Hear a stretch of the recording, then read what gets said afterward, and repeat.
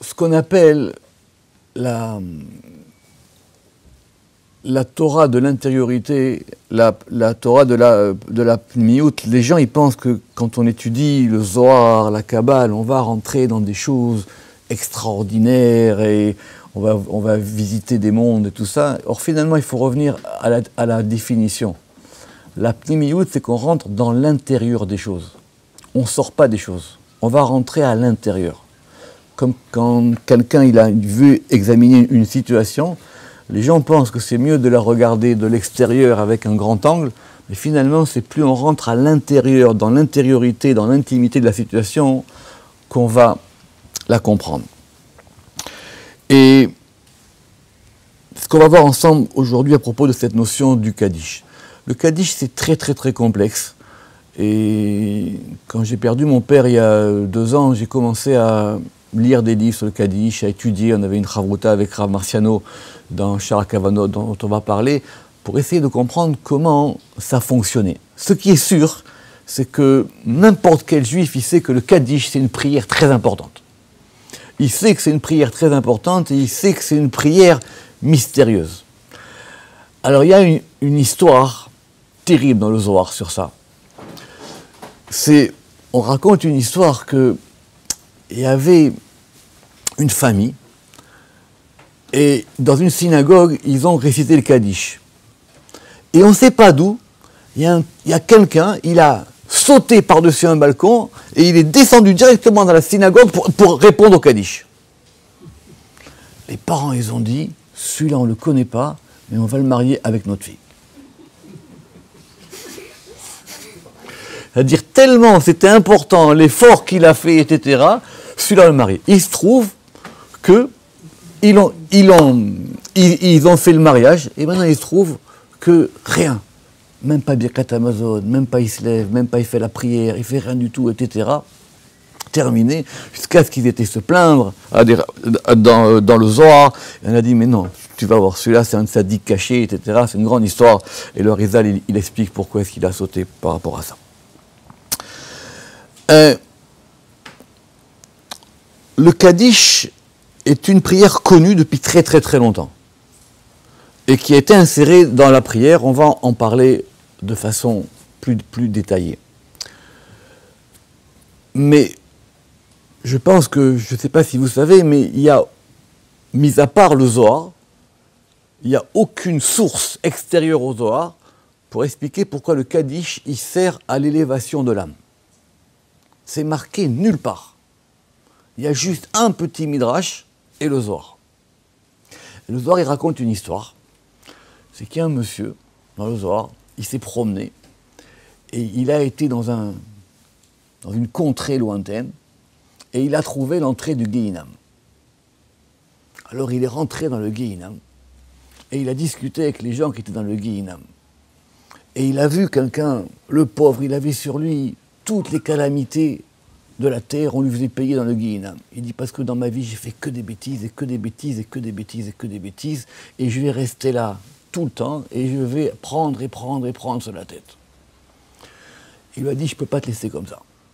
Alors il est sorti du Gehinam, et il a cherché s'il avait des enfants. Et il a trouvé qu'il avait un fils, et c'était en Galilée. Le Zohar, il raconte. C'est dans le Zohar Hadash, c'est un Zohar connu dans Acharemot.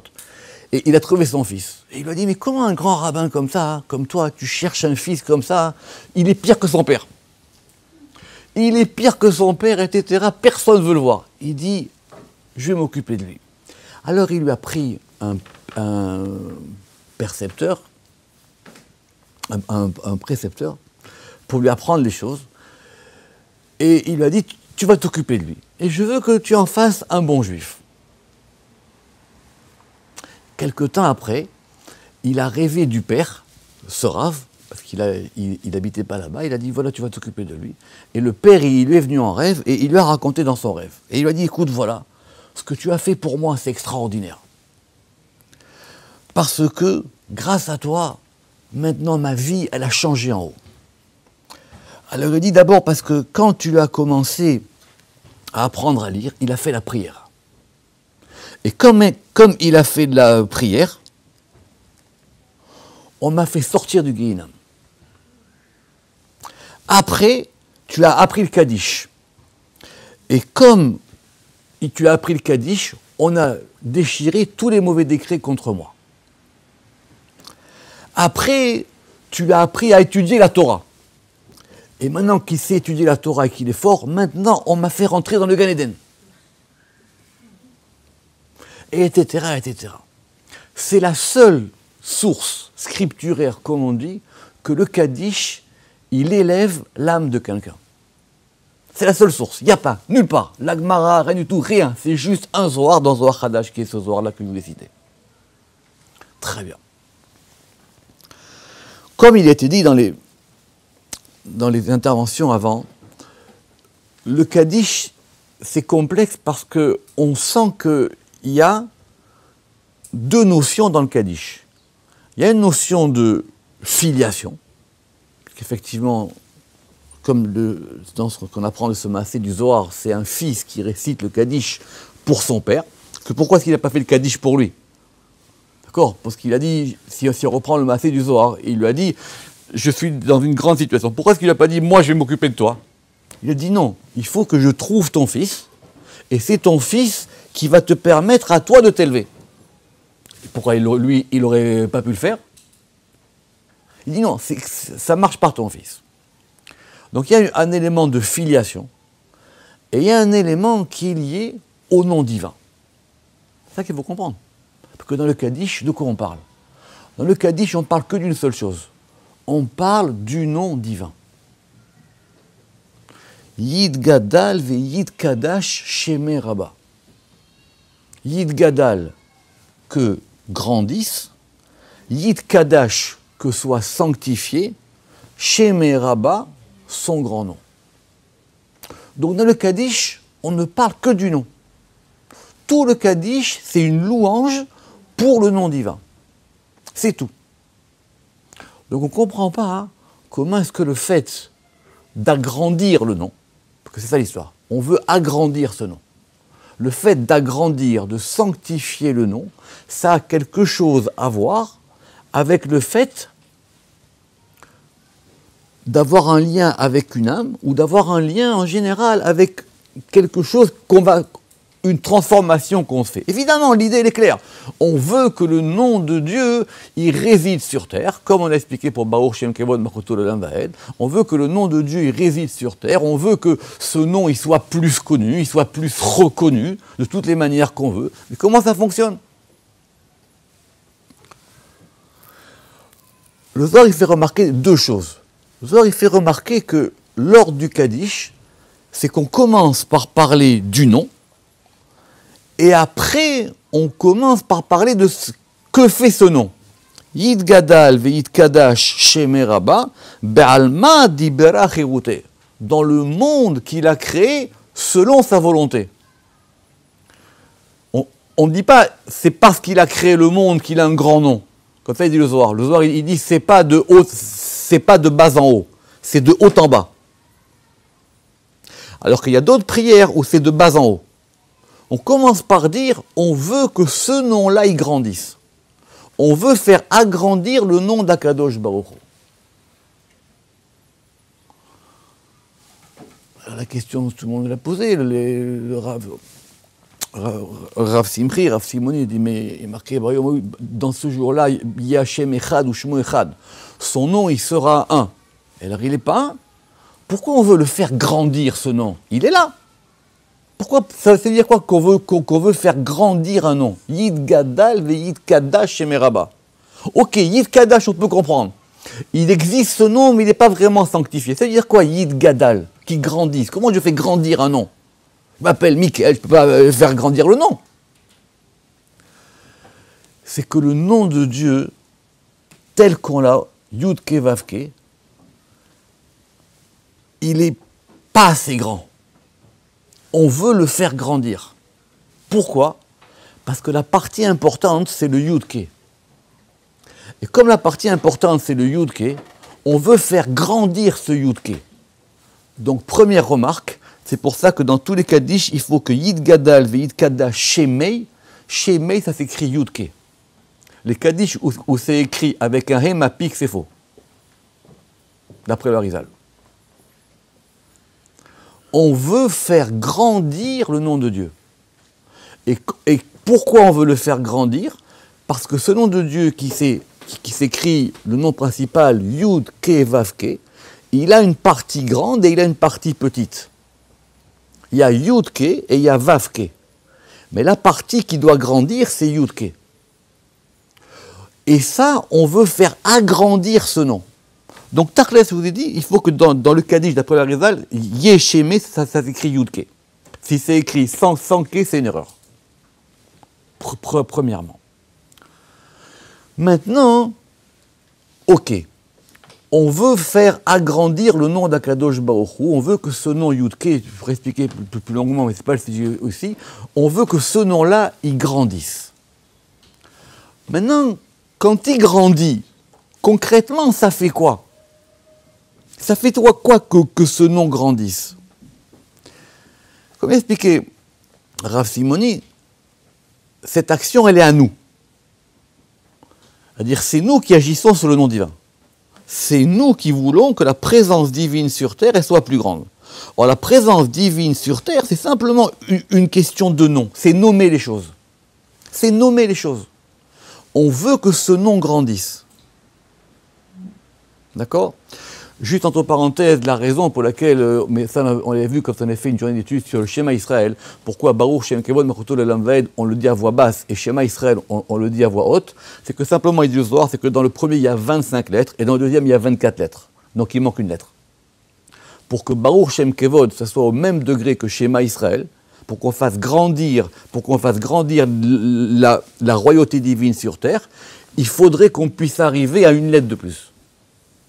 Or ça, tant qu'on a des problèmes, que le temple n'est pas à sa place, etc., on peut faire. Et le Zohar, il dit que justement, après, on changera ce Baruch Shem Kevod de 24 lettres en 25 lettres. Ne me demandez pas comment, même les méfarchés à Zohar, ils ne savent pas. D'accord? Très bien. Maintenant, de ce midrash qu'on a vu, le fait d'agrandir ce nom, le fait que nous, on est là, et que c'est l'action de quelqu'un qui est sur terre, et il veut faire agrandir ce nom. En faisant agrandir ce nom, il va mettre en place une élévation. Vous allez dire, c'est simple à comprendre, mais ce n'est pas aussi simple que ça.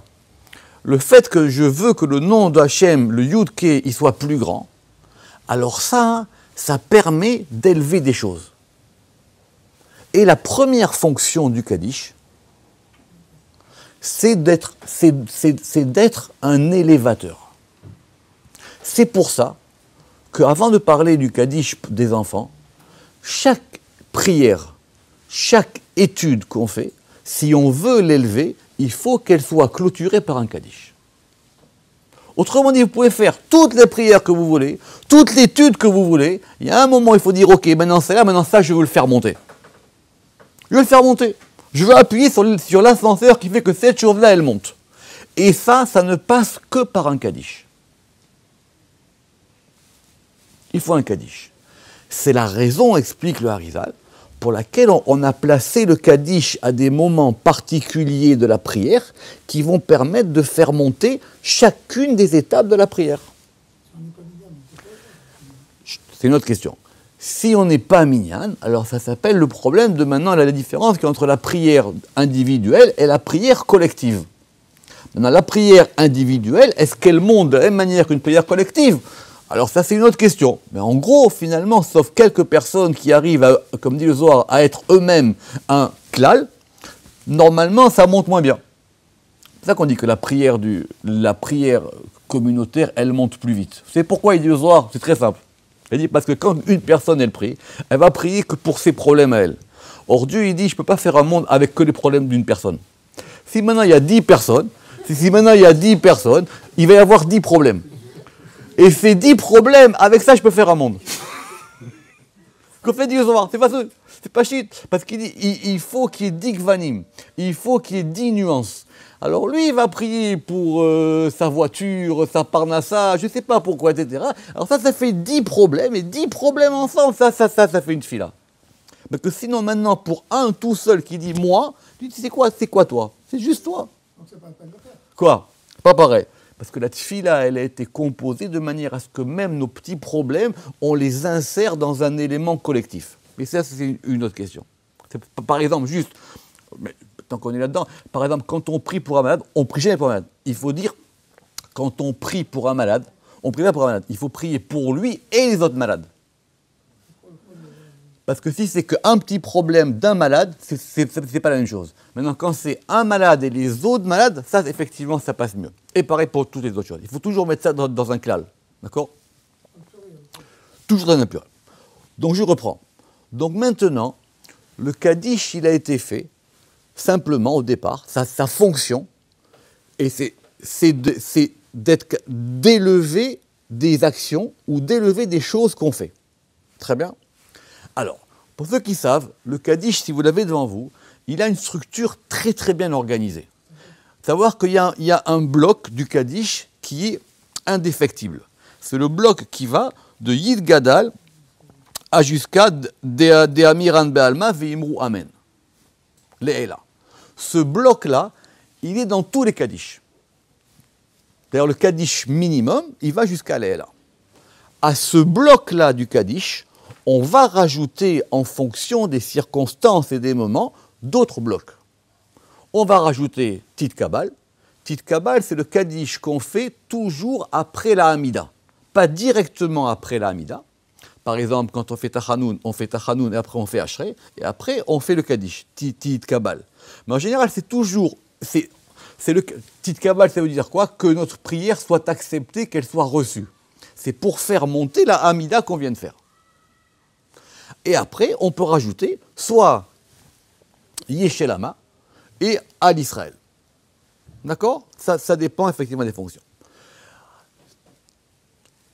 Techniquement, quand on regarde la prière, comment elle était organisée, les Kaddish, ils ont été placés à chaque fois où on va avoir des articulations dans la prière. Avant Odou, d'accord? Avant Odou, avant les brachot du schéma, après la Hamida. Effectivement, après on a un deuxième Kaddish qui va être après les psaumes du jour et un dernier Kaddish à la fin de la prière. D'accord? Chut. Le Zohar sur ça, il est très succinct. Il ne dit pas grand-chose. Il dit simplement que c'est une prière qui marche de haut en bas. C'est une prière qui est là pour agrandir le nom divin. Et c'est une prière dont on comprend du Zohar qu'elle va faire monter des choses.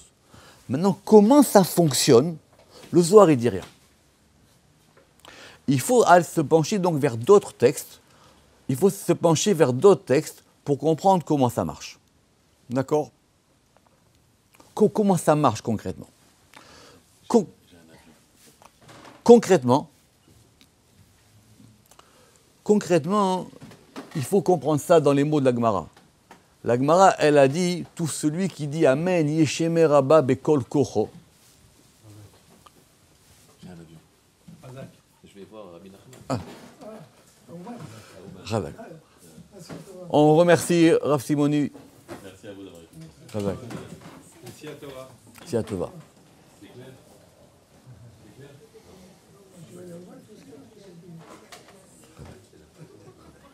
Après, non mais comme il enregistre, Ravak. C'est pas après, une fois qu'il est parti, vous posez des questions. Hein. Voilà, maintenant, après, les questions. Allez.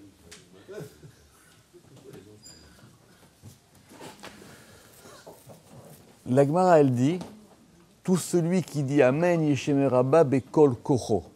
D'accord? Tout celui qui dit Yesh de toute sa force. Ça veut dire quoi Bekol Kocho? On dit que celui qui dit Amen Yesheme Rabba de toute sa force, on lui déchire tous les décrets. Ça veut dire quoi Bekol Kocho? Ça veut dire quoi de toute sa force? C'est quoi sa force? C'est quoi toute sa force? Sa force, ce sont les 28 lettres qui sont entre Yesheme, qui sont de Yesheme jusqu'à Le'alme Almaya. Il y a 28 lettres là-bas. C'est pour ça que les versions où vous avez Le'alam ou Le'alme Almaya, elles sont fausses. Parce que si vous mettez le Vav, vous avez 29 lettres. Chut. On a dit tout celui qui dit Yesheme Rabba Mevarar de toute sa force, Bekol Koro, de toute sa force, il va déchirer tous les décrets. C'est-à-dire quoi? Ça veut dire quoi? Hein? Oui, les décrets en général, c'est... Pourquoi? C'est quoi cette histoire-là? C'est quoi Bekol Koro? Les Tikkun Zohar, c'est quoi Bekol Koro? Oui, mais pourquoi on ne dit pas Bekol Chosko? C'est-à-dire quoi de toute sa force? C'est-à-dire qu'il doit crier, il va tout casser d'un... La Kavana, elle est dans les 28 lettres qui sont de Yesheme, Rabba, Mevarach, les Alam, les Alme, Almaya. Et il faut enlever le Vav, c'est pas les Alam ou Alme, Almaya, parce que sinon ça fait 29 lettres. Là, vous avez 28 lettres.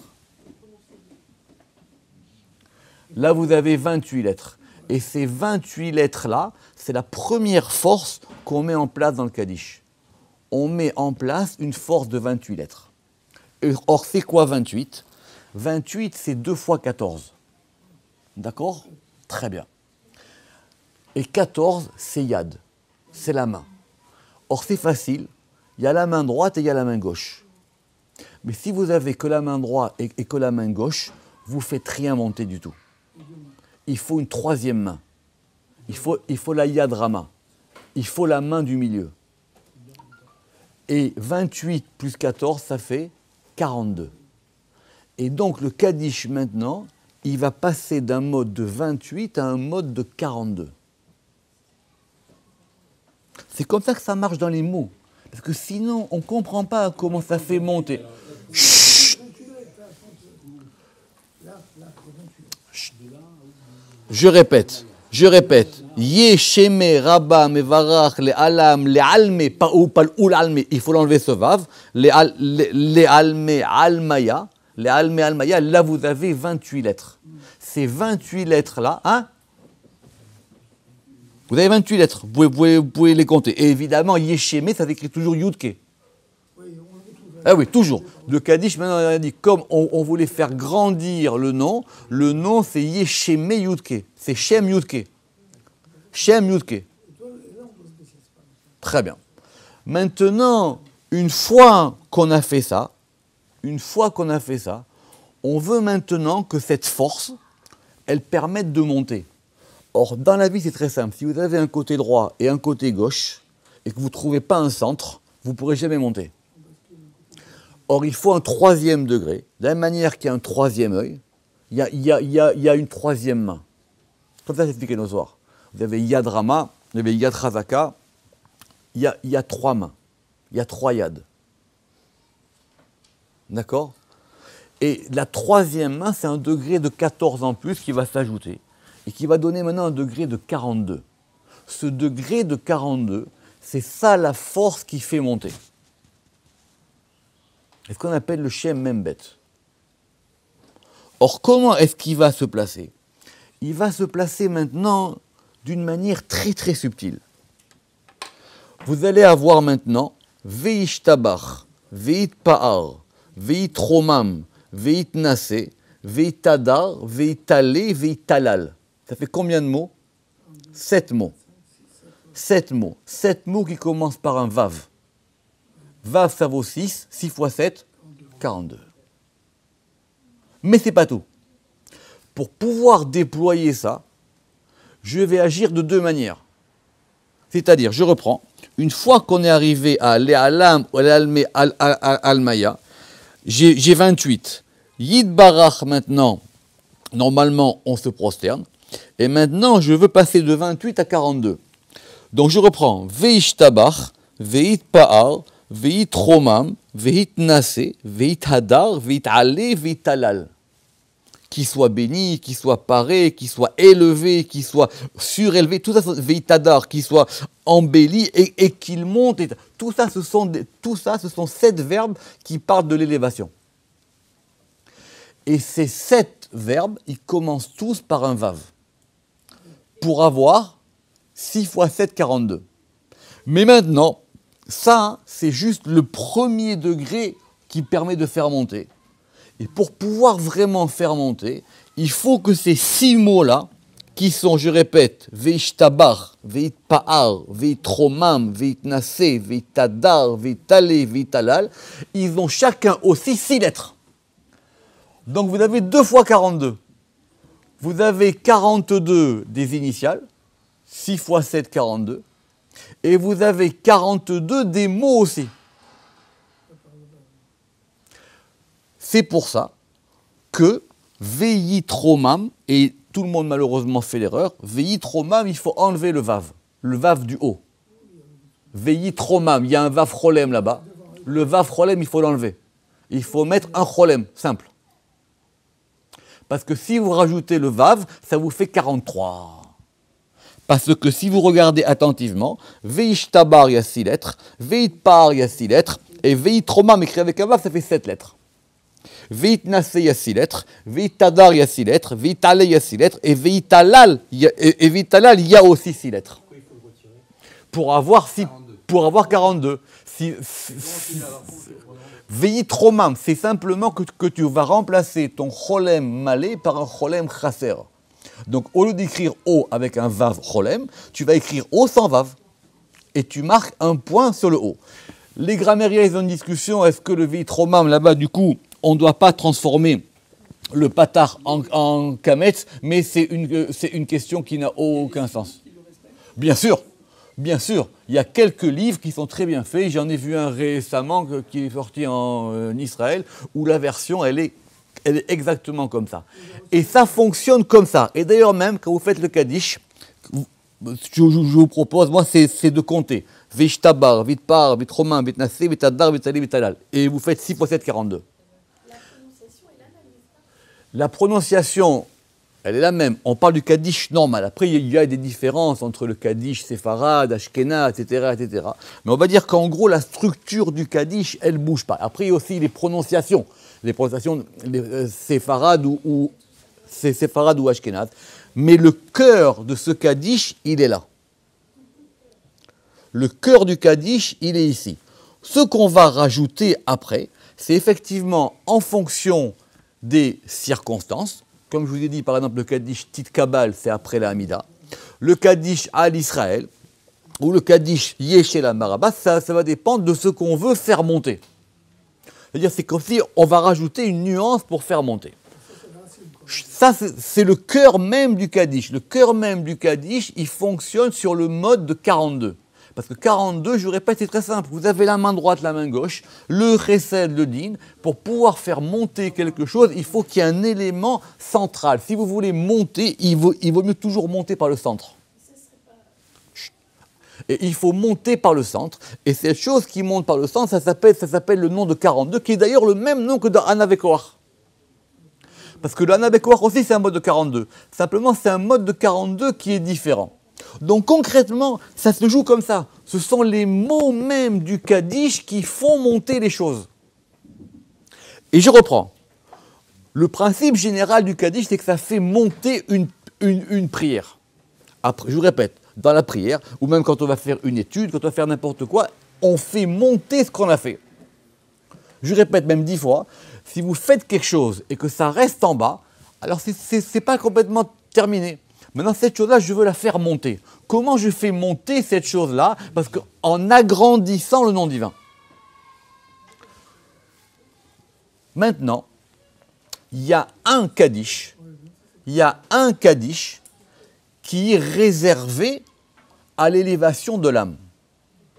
Parce que les autres Kaddish, ils servent simplement à élever une prière. C'est le Kaddish qu'on fait après Barechou. C'est celui-là, le Kaddish, qui élève les âmes. Les autres, ils n'élèvent pas les âmes. Ils élèvent des prières. Alors maintenant, pourquoi? C'est une bonne question. Parce que ce dernier Kaddish à l'Israël, c'est le Kaddish final de la prière. C'est avant Barechou Kaddish. Pardon, Kaddish Barechou Leno. Ce Kaddish-là, c'est le Kaddish final. Autrement dit, on a fait toute une prière. Et maintenant, cette prière, on a fait monter cette prière partie par partie. Odou, une fois. tous les psuké d'Izmira, on a fait avant Kriyat Shema, on fait monter. Après, chez Kriyat Shema, Amida, Titkabal, on fait monter. Après, les psaumes, on fait monter. Et après, il reste un dernier pour pouvoir faire monter maintenant la totalité.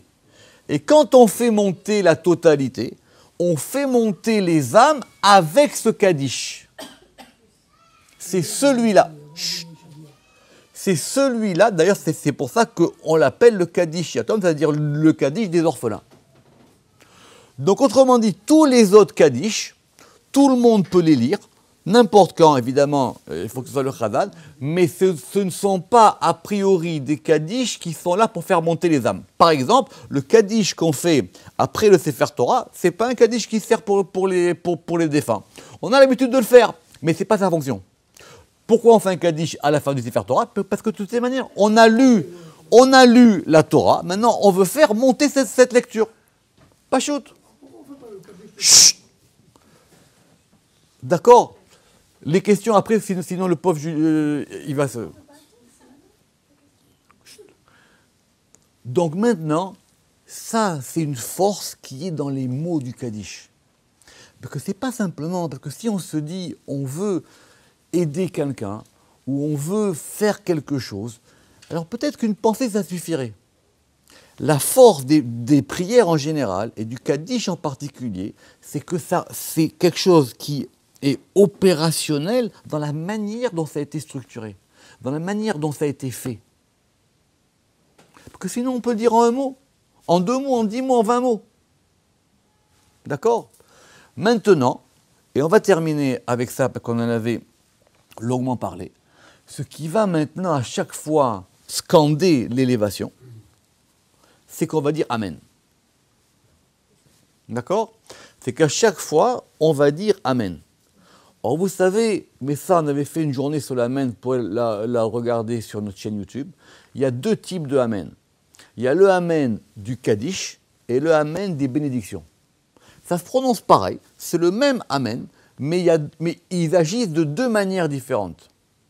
Le Amen du Kaddish, il a un statut particulier. Pourquoi? Parce que ce Amen du Kaddish, à chaque fois, il va quelque part tamponner, quoi? Il va tamponner ce qu'on a fait. Alors vous savez juste que, et je vais terminer avec ça, qu'on dit qu'il y a évidemment beaucoup d'explications sur le Amen. Et c'est très très complexe, c'est un sujet vraiment très très très compliqué, le Amen. On dit que Amen, vous savez que c'est un mot de la Torah, Amen. C'est l'un des seuls mots qui est hébreu qui est devenu universel. Tout le monde dit Amen, d'accord? Alors on dit que ça veut dire quoi, Amen? Normalement, Amen, ça a 2 significations. La signification, la première, c'est qu'on dit que ça vient de Léamine, ça veut dire que c'est quelque chose de fiable.